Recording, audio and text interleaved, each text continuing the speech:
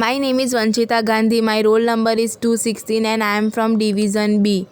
Today my topic is convention of consistency in the subject account. Convention of consistency means to use the same accounting methods for making financial statement in different years.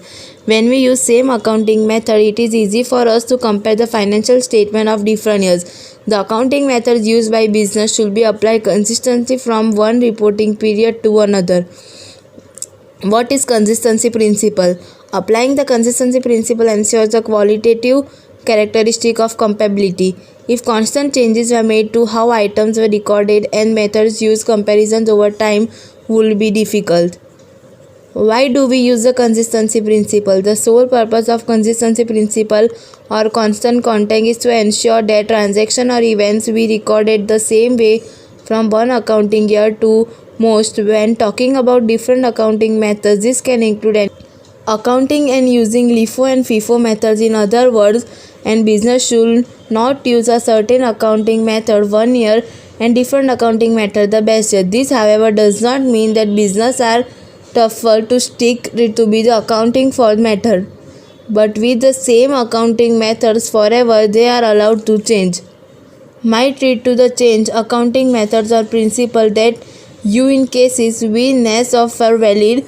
The athletics of this change need to be clearly senior disclosed in a company financial statement in order to prevent manipulation. The consistent accounting method from year to year in accounting.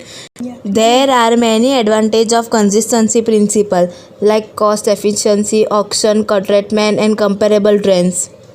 What is importance of consistency? Auditors are especially concerned that their clients are reporting the financial statement following the consistency principle.